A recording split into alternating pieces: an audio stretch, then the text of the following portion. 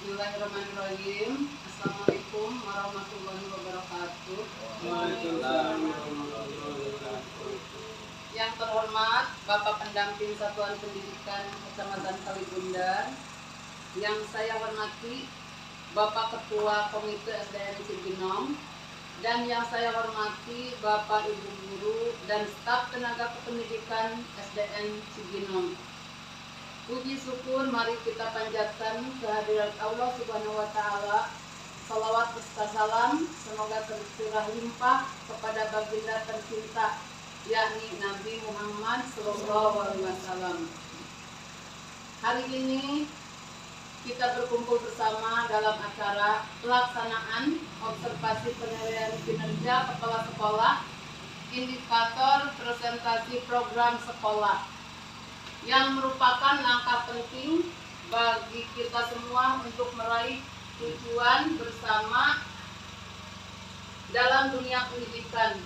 Melalui program sekolah ini, kita akan membentuk arah serta semangat yang membimbing seluruh elemen sekolah dalam mencapai prestasi dan mendukung perkembangan karakter siswa yang berakhlak mulia, mandiri, serta cerdas dalam ilmu pengetahuan dan teknologi.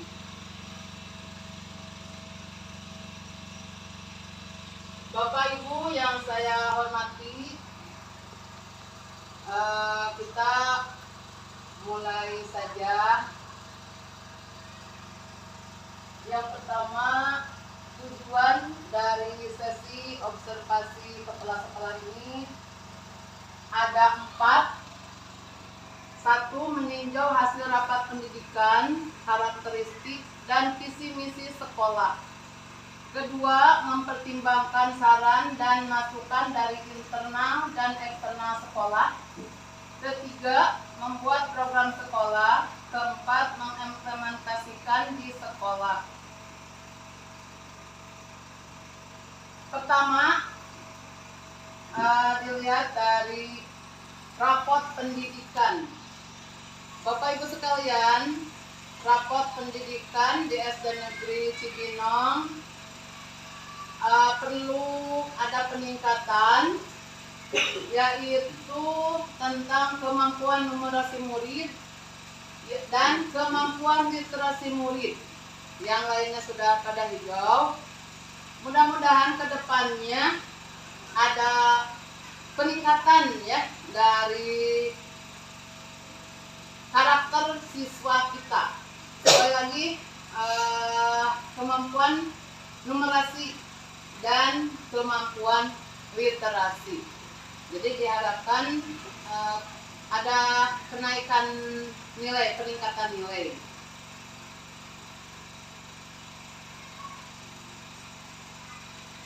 Yang berikutnya yaitu sumber data internal sekolah. Setiap guru melakukan refleksi terhadap praktik pembelajaran di akhir tahun ajaran untuk menilai secara sadar kualitas pembelajarannya. Dari tantangan yang dihadapi termasuk keadaan murid yang ditemukan. Jadi guru itu harus benar-benar tahu karakter dan sifat siswa-siswinya. Kemudian dari siswa dilibatkan dalam memberikan umpan balik dan evaluasi terhadap masing-masing guru dalam praktek pembelajaran dengan memberikan aspirasi atau masukan metode pengajaran yang diinginkan. Jadi menggunakan metode pembelajarannya ya disesuaikan dengan karakter atau keadaan murid di kelas masing-masing. Sumber daya eksternal sekolah. Eksternal itu yang dari luar sekolah, yaitu orang tua dan komite sekolah. Bapak Ibu yang saya hormati, dari orang tua supaya tingkat kepuasan orang tua murid dilakukan untuk mengukur harapan orang tua terhadap satuan pendidikan. Jadi orang tua itu mengharapkan ya pendidikan anaknya atau prestasi anaknya selalu meningkat dari yang kurang asalnya kurang bagus nilainya semakin meningkat, asalnya perilakunya kurang baik, jadi perilakunya menjadi baik dan bagus ya, santun. Kemudian dari komite sekolah. Komite sekolah dan pihak terkait dilibatkan dalam menyusun dan mengevaluasi program sekolah. Jadi program sekolah itu harus dibuat bersama-sama ya, Bapak Ibu guru beserta orang tua yang diwakili oleh komite sekolah. Latar belakang di lingkungan SDN Negeri Cibinong. Pertama, SDN Negeri Cibinong terletak di lingkungan pedesaan. Kedua, keterbatasan sarana dan prasarana jauh dari kata layak. Ketiga, masyarakat di sekitar minim pengetahuan dan pendidikan. Keempat, aktivitas KBM kurang maksimal dan kurangnya kedisiplinan peserta didik. 5. Rendahnya minat baca atau literasi membacanya masih rendah. 6. Kurangnya koordinasi dan kolaborasi dengan stakeholder terkait dan sebagainya. Itu yang latar belakangi. Setelah itu ada tantangan. Tantangan bagi kita ya dalam program ini. Pertama, rendahnya kepercayaan masyarakat. Jadi kita harus menunjukkan ya kinerja yang lebih baik. 2. Rendahnya kompetensi guru. Maksud di sini bukannya dalam pengetahuan ya, misalnya dalam menggunakan metode pembelajaran yang masih kurang misalnya, dan juga dalam bidang IT misalnya. 3. Aktivitas KPM kurang teratur. 4. Rendahnya kedisiplinan peserta didik. 5. Rendahnya minat baca siswa. 6. Tidak ada program sekolah yang berpihak pada murid. 7. Minimnya sarana dan prasarana sekolah. 8. Keterbatasan anggaran. 9. Minimnya kesadaran dan pengetahuan wali murid. Itu yang menjadi tantangan bagi program kita ya di SDN Negeri Cibinong. Ide aktivitas yang ingin dikembangkan ya oleh kita warga sekolah SDN Negeri Cibinong. Pertama, membuat program yang berpihak pada peserta didik. Jadi program itu harus berpihak kepada peserta didik. Nanti di dalamnya akan berjalan dengan lancar ya. Kalau tidak berpihak bagaimana jadinya? 2. Meningkatkan kompetensi guru melalui kombel atau KKG.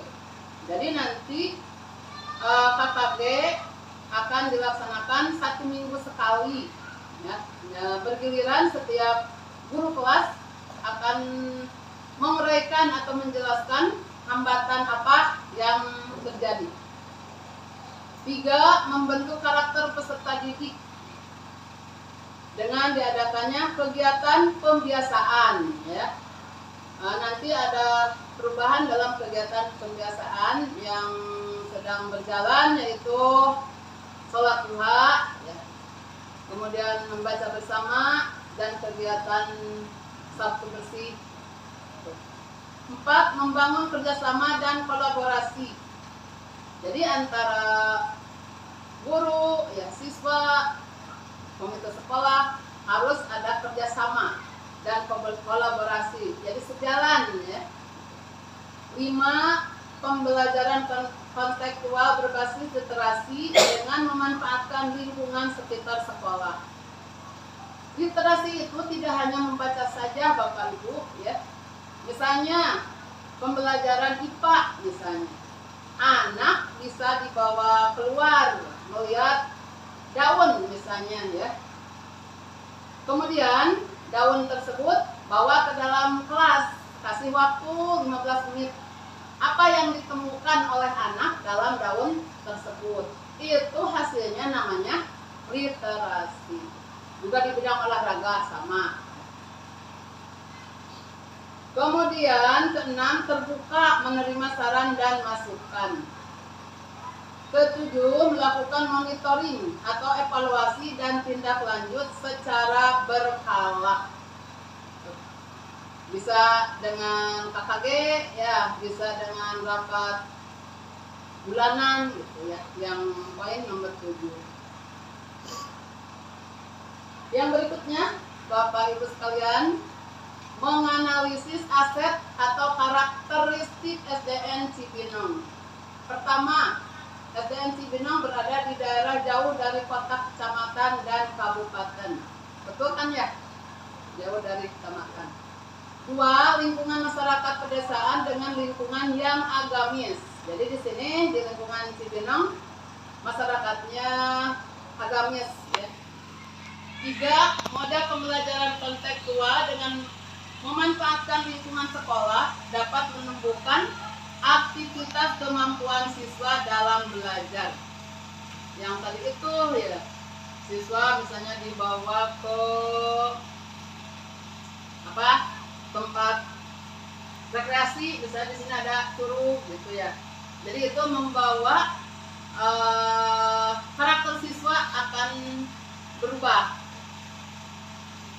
4, memaksimalkan penggunaan sarana prasarana yang ada di perpustakaan dan lingkungan sekolah. Jadi Bapak Ibu silahkan misalnya waktu pembelajaran bahasa Indonesia kita manfaatkan perpustakaan, anak bawa ke ruang perpus, kemudian suruh mencari sebuah cerita, lalu dia menceritakan kembali, baik ditulis ataupun diceritakan. Itu penggunaan sarana prasarana di perpustakaan.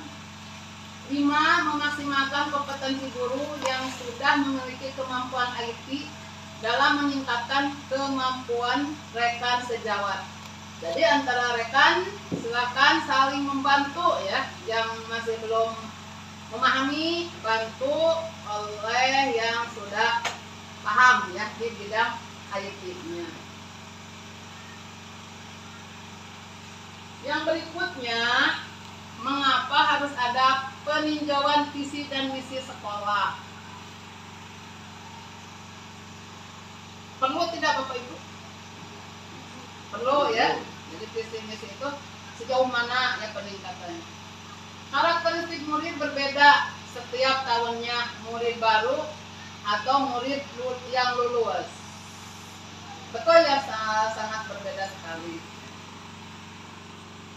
Berikutnya, ketercapaian program tercapai sebagian atau tidak tercapai. Jadi program itu bagaimana kitanya ya, bagaimana di dalamnya baik guru, kepala sekolah ataupun komite. Ada yang sudah tercapai, misalnya kalau yang sudah dikembangkan kembali, yang belum bisa ditingkatkan.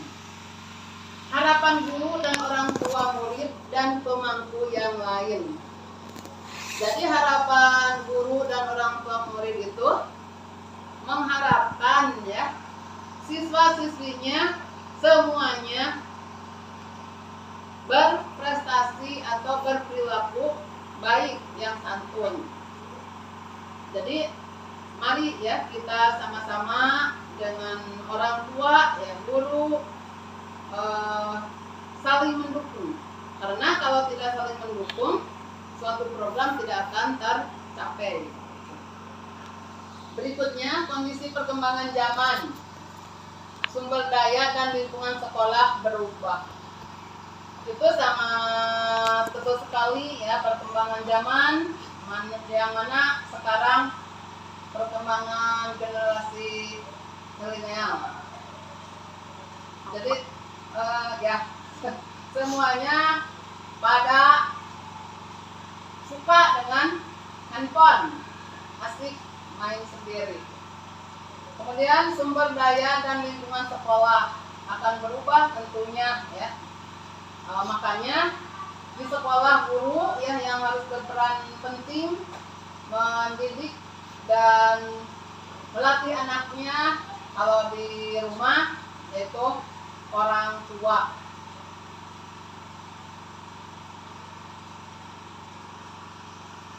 Yang berikutnya, mengolah data, membenahi visi dan misi sekolah.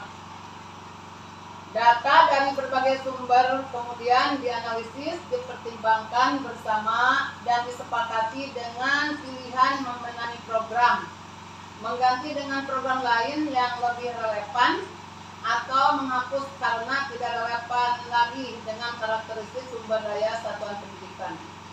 Jadi mengolah data, membenahi visi dan misi itu tergantung kita, ya, guru-guru dan ibu sebagai pimpinan.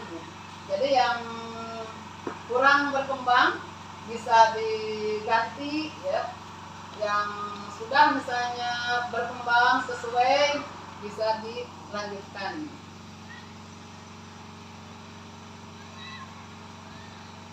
Bapak Ibu yang saya hormati, yang berikutnya program sekolah SDN Cibinong.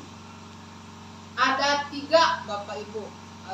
Yang pertama, program Gelis Mabar, yang artinya gerakan literasi membaca dan bercerita.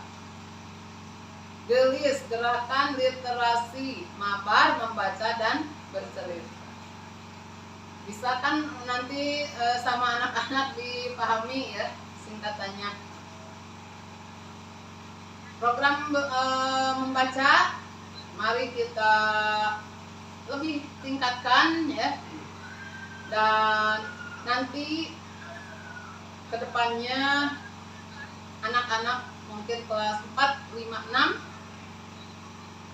disuruh membaca, kemudian nanti ditampilkan setiap upacara bendera, setelah upacara bendera hasil membacanya.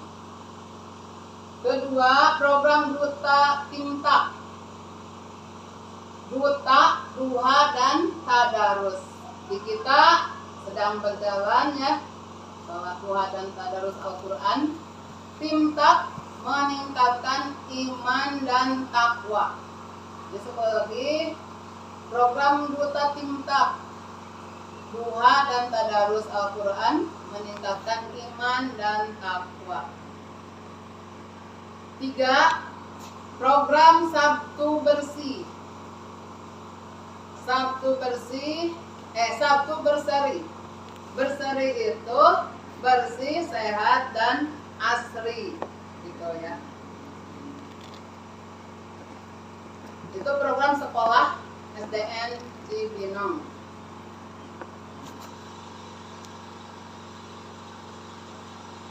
Kemudian uraian dari tadi, ya, program Gelis Mabar, gerakan literasi membaca dan bercerita, dilatar belakangi. Gerakan literasi membaca dan bercerita dirancang karena pentingnya membangun budaya literasi di kalangan siswa untuk meningkatkan kemampuan membaca dan bercerita. Karena saat ini di SDN Cibinong masih rendahnya minat baca dan keterampilan literasi dalam menyimpulkan, memahami, dan menceritakan kembali isi bacaan. Hal ini berdampak pada nilai rapot pendidikan sekolah dengan menciptakan lingkungan yang mendukung kegiatan literasi. Diharapkan siswa dapat berkembang menjadi individu yang cerdas sesuai dengan visi dan misi sekolah. Jadi yang tadi itu kan jadi rapot pendidikannya, literasinya dan numerasinya turun, ya. Jadi diperjelas lagi programnya. Tujuannya menumbuhkan dan meningkatkan minat baca siswa. Kemudian meningkatkan keterampilan literasi dalam membaca dan kemampuan bercerita dengan menyimpulkan isi bacaan. Ketiga, meningkatkan kemandirian belajar dengan membaca dan mengolah informasi secara mandiri. Keempat, membangun daya imajinasi siswa dan mendorong kreativitas siswa. Program Gelis Mabar yang berikutnya, gerakan literasi membaca dan bercerita. Langkah-langkahnya, berkolaborasi dengan seluruh warga sekolah, guru, komite sekolah, dan orang tua. Berikutnya, sosialisasi mengenai program Gelis Mabar. Menyediakan bahan bacaan menarik, buku cerita, artikel anak, atau buku pengetahuan bagi siswa. Ini sudah tersedia ya di perpustakaan ya banyak. Kemudian melaksanakan kegiatan membaca 15 menit sebelum KBM dan meminta siswa menceritakan kembali isi bacaan atau bercerita mengenai pengalaman pribadi siswa secara bergiliran pada awal KBM. Jadi tidak usah baca buku, boleh Pak, Bu, nanti sebelum KBM ditanya apa pengalaman dia selama di rumah. Sehari saja, boleh seminggu, boleh satu hari. Itu namanya literasi. Melaksanakan kegiatan pembelajaran konseptual berbasis literasi, siswa diajak untuk melaksanakan kegiatan observasi di lingkungan sekolah. Berikutnya, mendokumentasikan dan mempublikasikan kegiatan literasi atau Gelis Mabar. Jadi kegiatan tersebut diambil dokumennya, ya ada foto-fotonya. Capaiannya dari program Gelis Mabar, siswa lebih aktif membaca dan terampil menyimpulkan isi bacaan. Karena kalau siswa sudah terbiasa, tentu akan mau ya disuruh bercerita atau membuat cerita. Siswa lebih percaya diri dalam bercerita. Jadi sudah terlatih Bapak Ibu dari hasil bacaan atau pengalamannya.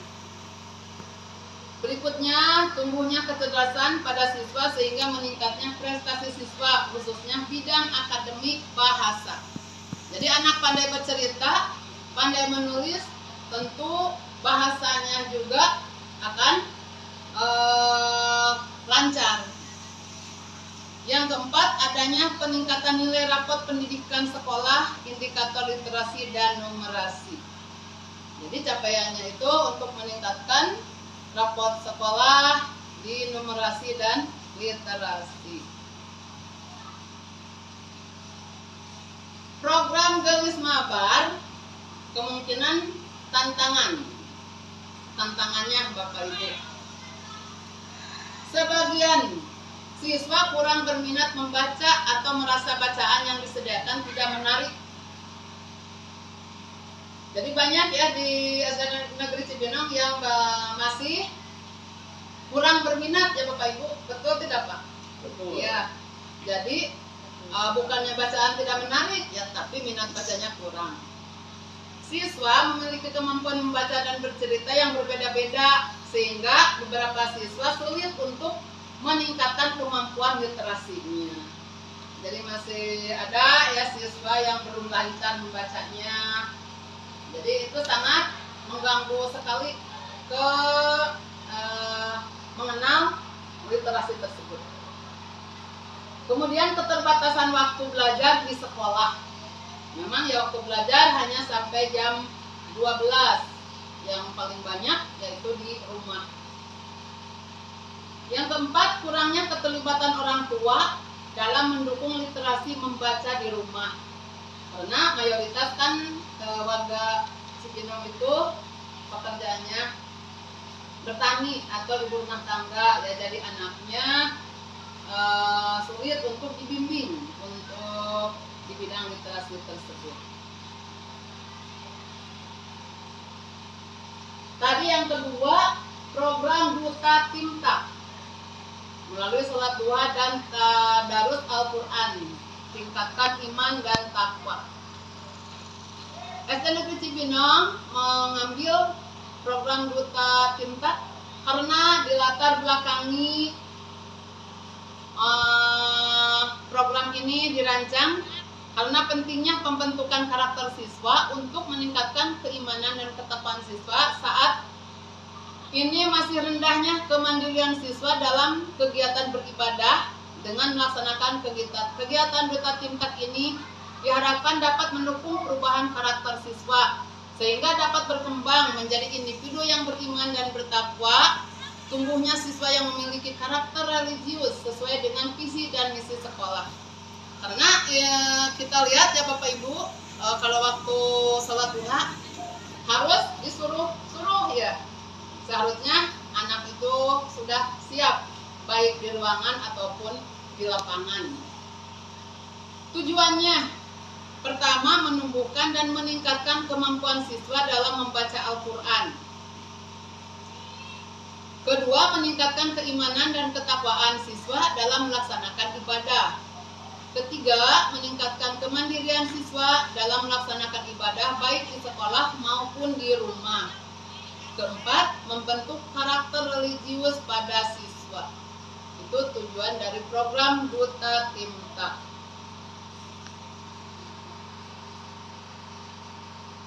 Program Duta Timta, langkah-langkahnya: pertama, berkolaborasi dengan seluruh warga sekolah, guru, komite sekolah, dan orang tua. Jadi misalnya kalau komite sekolah tidak mendukung, berjalan tidak Bapak Ibu? Tidak akan berjalan ya. Jadi harus satu arah, satu jalan. Jadi menyetujuinya dan melaksanakannya. Kemudian sosialisasi mengenai program Duta Timta. Ketiga, menyediakan bahan dan perlengkapan kegiatan Duta Timta atau SAP Al-Quran yang kemarin ya, alhamdulillah kita sediakan Al-Qurannya. Berikutnya, melaksanakan kegiatan setiap hari Jumat. Kegiatannya itu Bapak Ibu harus continue, terus menerus ya, jangan sampai ada berhenti, maju lagi. Nanti pembiasaan tersebut anak menjadi malas. Kemarin juga ada tidak. Jadi harus, tidak hanya guru agama saja ya, semua guru terlibat. Berikutnya, melaksanakan sholat duha yang dipandu oleh guru PAI. Pembiasaan sholat duha. Yang berikutnya, melaksanakan kegiatan tadarus membaca Al-Quran setiap sebelum pembelajaran. Mendokumentasikan dan mempublikasikan kegiatan Duta Timta. Jadi seperti biasanya ya, dokumentasikan. Capaian untuk program Duta Timta: pertama, meningkatnya kemampuan siswa dalam membaca Al-Quran. Kedua, meningkatnya keimanan dan ketakwaan siswa dalam melaksanakan ibadah.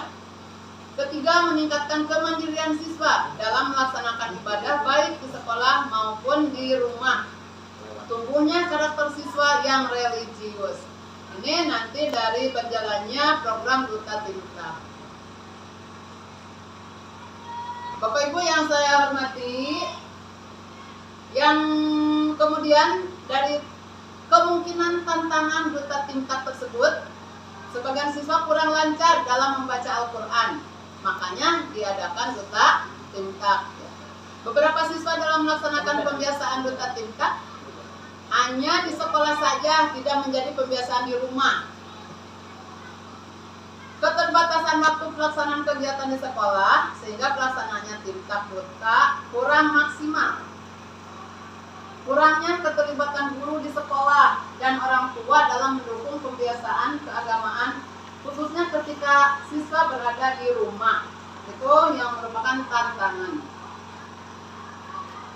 Yang ketiga, yaitu program 1 berseri, 1 bersih, sehat, dan asri. Dilatar belakangi dengan adanya program 1 bersih melalui pembiasaan membersihkan lingkungan sekolah dan senam sehat setiap hari Sabtu secara rutin. Dirancang karena pentingnya warga sekolah yang sehat, lingkungan yang bersih dan asri, dengan dilatar belakangi lingkungannya, kesadarannya siswa terhadap kebersihan lingkungan sekolah. Siswa masih membuang sampah sembarangan. Kegiatan 1 berseri ini diharapkan dapat mendukung perubahan terhadap lingkungan sekolah, baik warga sekolahnya yang sehat dan lingkungan sekolah yang bersih dan asri sesuai dengan visi dan misi sekolah. Bapak Ibu yang saya hormati, tujuan 1 bersih itu: pertama, menumbuhkan warga sekolah yang bersih dan sehat. Kedua, menumbuhkan lingkungan sekolah yang bebas sampah. Ketiga, meningkatkan kemandirian siswa dalam membuang sampah pada tempatnya. Keempat, membentuk karakter siswa Cinta Kebersihan. Itu program Sabtu Berseri. Langkah-langkah dalam program Sabtu Berseri: berkolaborasi dengan seluruh warga sekolah, sosialisasi mengenai program Sabtu Berseri, menyediakan perlengkapan kebersihan, melaksanakan kegiatan setiap hari Sabtu, melaksanakan senam sehat yang dipandu oleh guru PJOK, melaksanakan kegiatan kebersihan dan senam sehat, dan mendokumentasikan kegiatan Sabtu Berseri. Capaiannya: meningkatnya warga sekolah yang sehat, tingkat kehadiran siswa ke sekolah meningkat, lingkungan sekolah yang bebas sampah, tumbuhnya kemandirian siswa dalam membuang sampah pada tempatnya, dan tumbuhnya karakter siswa cinta kebersihan. Tantangan di program Sabtu Berseri itu, sebagian siswa kurang peduli terhadap kebersihan diri dan lingkungan sekolah. Itu masih ada ya Bapak Ibu yang tidak peduli terhadap kebersihan anak-anaknya. Kemudian beberapa siswa dalam melaksanakan patuh terhadap kebersihan hanya di sekolah saja. Betul tidak Bapak Ibu? Kalau yang belum sadar, hanya dilihat oleh guru saja yang memungut sampah. Kalau tidak ada guru, misalnya di rumah ataupun di lingkungan, tidak patuh. Keterbatasan waktu melaksanakan kegiatan di sekolah sehingga pelaksanaan Sabtu Berseri kurang maksimal. Yang berikutnya, kurangnya keterlibatan guru di sekolah dan orang tua dalam mendukung pembiasaan kebersihan. Itu merupakan kemungkinan tantangan. Bapak Ibu yang saya hormati, dari program observasi pendampingan kepala sekolah, sekian. Sebelumnya demikian penyampaian program sekolah kita. Semoga seluruh elemen sekolah dapat senantiasa berkomitmen dalam menjalankan program sekolah ini demi tercapainya lingkungan belajar yang kondusif dan mendukung tumbuhnya generasi yang berkarakter mulia dan berprestasi. Kami ucapkan terima kasih atas kehadiran dan perhatian Bapak Ibu sekalian, dan semoga Allah Subhanahu wa taala senantiasa meridhoi setiap langkah yang kita tempuh bersama. Wassalamualaikum warahmatullahi wabarakatuh.